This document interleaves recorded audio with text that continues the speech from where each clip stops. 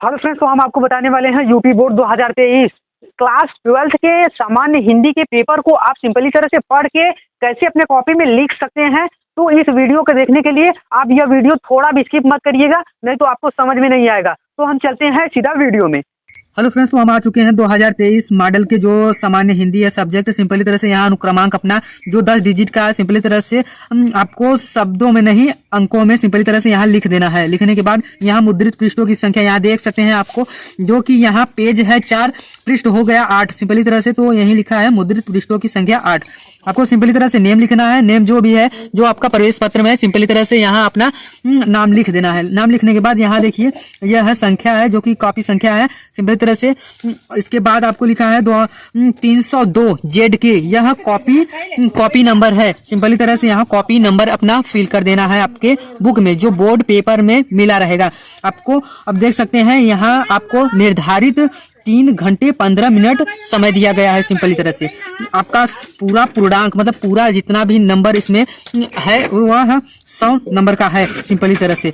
अब आपको दिया है निर्देश क्या दिया है? पहला, प्रारंभ के 15 मिनट परीक्षा के प्रश्न पत्र पढ़ने के लिए निर्धारित है।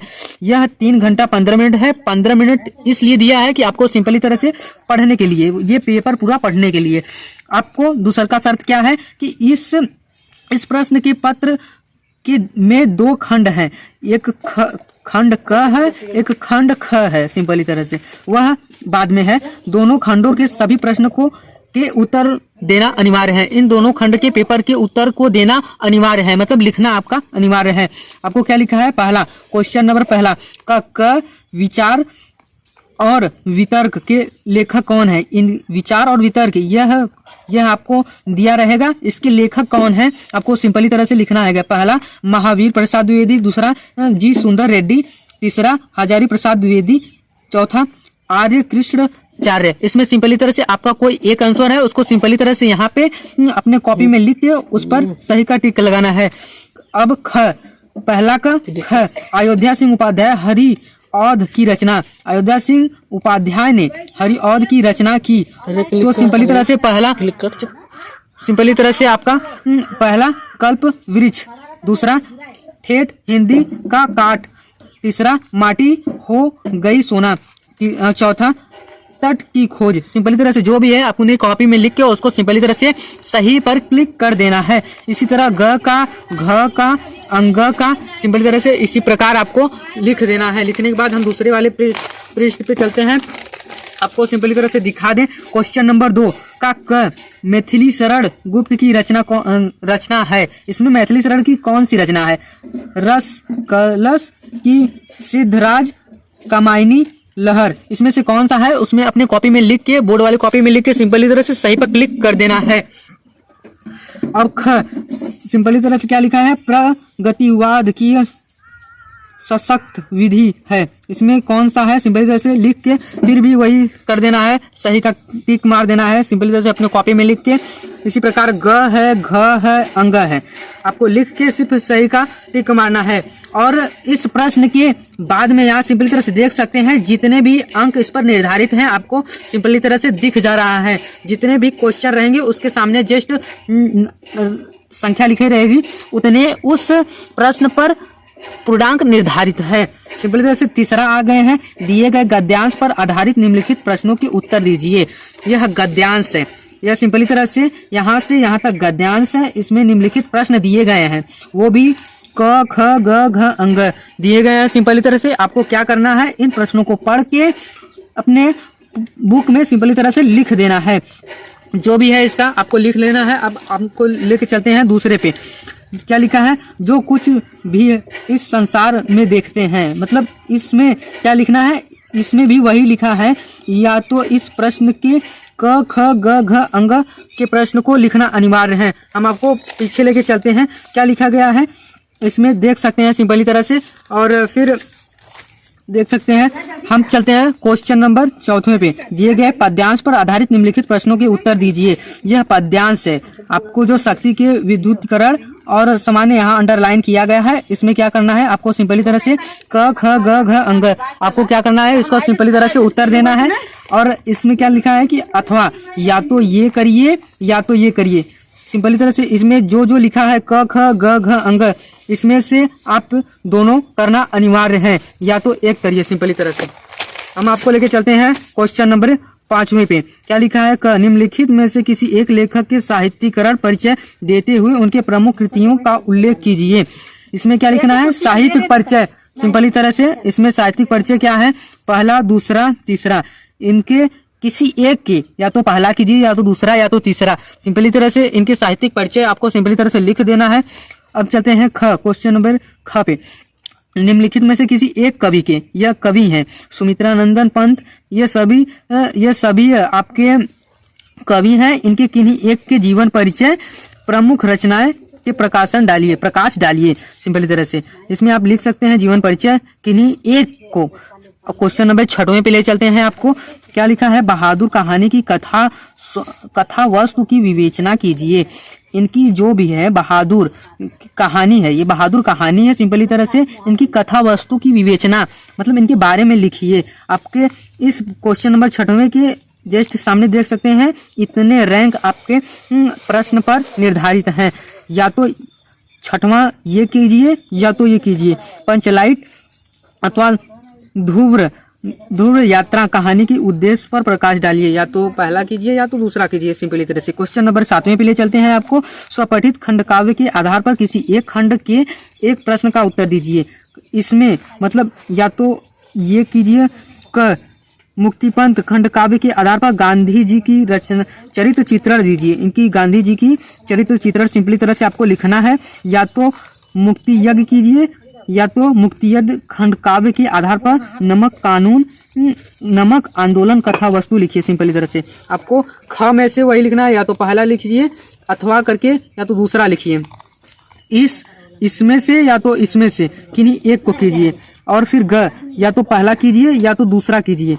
इसमें भी वही लिखा है घ, या तो पहला कीजिए या तो दूसरा। इसमें संख्या नहीं दिया गया है इसलिए मैं लिख दे रहा हूँ, आप लोग कंफ्यूज मत होइएगा सिंपली तरह से। अब हम आपको लेके चलते हैं अगले पृष्ठ पे। अंग भी वही करना है, या तो श्रवण कुमार खंडकाव्य के अयोध्या सर्ग का सारांश लिखिए, या तो अथवा करके इसमें सिंपली तरह से ये लिखिए, या तो ये लिखिए या तो ये लिखिए सिंपली तरह से। अब 6 हो गया।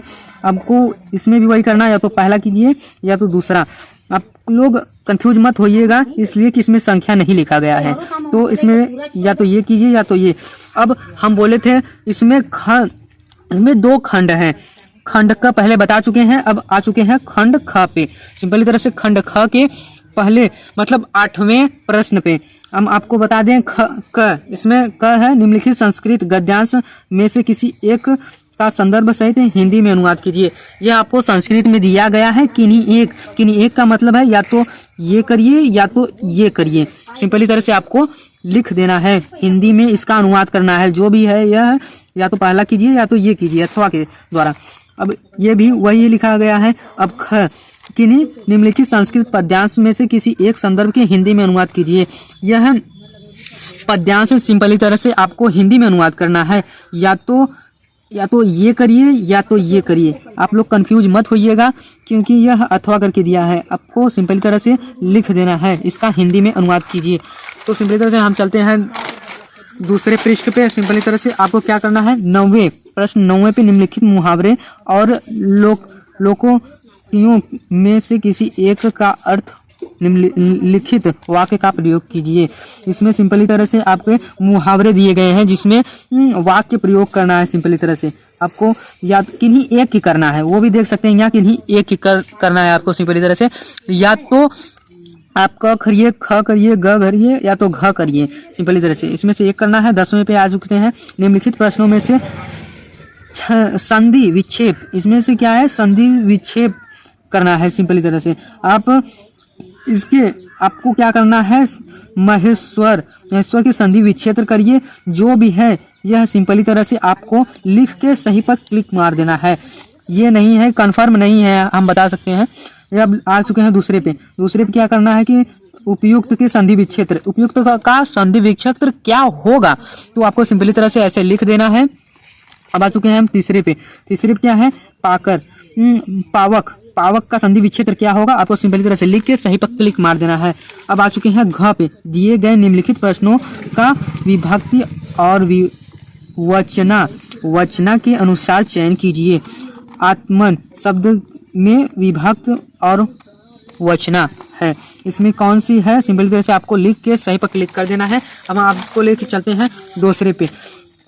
नामने शब्द में विभक्त और विवेचना है, इसमें जो भी है सिंपली तरह से आपको सही पर क्लिक मार के आपको सिंपली तरह से लिख देना है।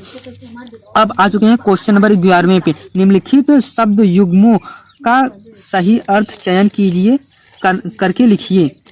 युग्म शब्द है, इसमें चयन करके आपको लिखना है।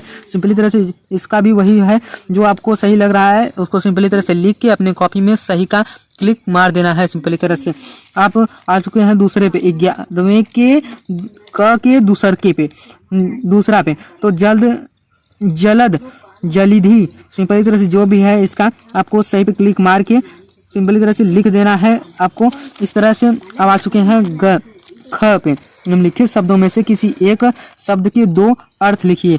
किन्हीं एक शब्द, जो यह शब्द है सिंपली तरह से इनके दो अर्थ लिखिए, दो। तो सिंपली तरह से आप लिख सकते हैं। अब आ चुके हैं हम क्वेश्चन नंबर 11वें के ग पे। निम्नलिखित वाक्यांशों के लिए एक शब्द का चयन करके लिखिए। इसमें एक शब्द के चयन को लिखना है, या तो किए गए उपकरण के न मानने वाला है। इसमें जो भी हो सिंपली तरह से सही पर क्लिक कर देना है। अब हम आपको लेके चलते हैं अगले पृष्ठ पे, जो कि लास्ट पृष्ठ है। आप सिंपली तरह से कर सकते हैं। अब यह 11वें के सिंपली तरह से बहुत कम बोलने वाला, बहुत कम बोलने वाले क्या होते हैं, सिंपली तरह से उनको सही करके आपको लिख देना है। अब हम आपको लेकर चलते हैं घ। निम्नलिखित में से किन्हीं दो वाक्यों के शुद्ध करके लिखिए। यह अशुद्ध है, मतलब यह वाक्य जो है अशुद्ध है, इसको आपको सिंपली तरह से शुद्ध में लिखना है। लिख सकते हैं आपको आसानी तरह से किन्हीं दो के, या तो पहला या तो दूसरा या तो तीसरा या तो चौथा या तो पहला या तो चौथा, सिंपली तरह से लिख देना है। अब हम आपको लेके चलते हैं 12वें क्वेश्चन पे, जो क है। 12वें के क क्या लिखा है? करुण रस अथवा शांत रस की का लक्षण सहित एक उदाहरण दीजिए। इसमें करुण रस का परिभाषा और एक उदाहरण दीजिए। सिंपली तरह से इस पर निर्धारित है मैक्सिमम, आपको यहाँ देख सकते हैं 1+1, यानी कि 2 नंबर इसमें निर्धारित किए गए हैं, जो कि क पे। ख पे आपको सिंपली तरह से क्या लिखना है? अनुप्रास अलंकार तथा रूपक अलंकार का लक्षण सहित उदाहरण दीजिए। आपको 12वें के ख को सिंपली तरह से लिख देना है। लिखने के बाद क्या करना है? आपको ग पे आना है। ग पे क्या करना है कि आपको सिंपली तरह से चौपाई छंद अथवा सोठा छंद का में जो भी है लक्षण सहित उदाहरण दीजिए। इसके लक्षण क्या है और इसके उदाहरण सिंपली तरह से आपको लिखना है। अब हम आपको लेके चलते हैं 13वें प्रश्न पे। किसी दैनिक पत्र के संपादक के नाम एक पत्र लिखिए जिसमें शहर में फैली संक्रमण बीमारी अति नगर स्वास्थ्य अधिकारी का ध्यान आकर्षित किया गया है। सिंपली तरह से इसमें आपको लिखना है, किसी दैनिक पत्र में लिखना है, वो भी संक्रमण बीमारी के प्रति। तो सिंपली तरह से आप लिख सकते हैं, या तो ये पहला कीजिए या तो दूसरा कीजिए। अथवा का मतलब यही होता है, या तो पहला कीजिए या तो दूसरा कीजिए। सिंपली तरह से किसी बैंक के प्रबंधक को कोई व्यवसाय करने हेतु ऋण प्राप्ति के लिए आवेदन पत्र लिखिए।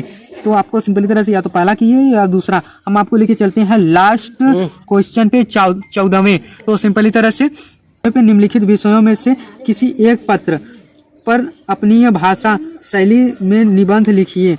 वो भी आपके निबंध लिखना है। इसमें सिंपली तरह से आपको किसी एक को करना है, या तो क करिए या तो ख करिए या तो ग करिए या तो घ करिए। तो आपको सिंपली तरह से किसी एक का करना है। अब पेंसिल का हम इसलिए यूज कर रहे हैं कि इसको हम फिर से इरेजर कर सकते हैं, इसलिए आपको कोई दिक्कत ना हो। ऐसी वीडियो देखने के लिए हमारे चैनल को लाइक, कमेंट और सब्सक्राइब करना ना भूलें। धन्यवाद।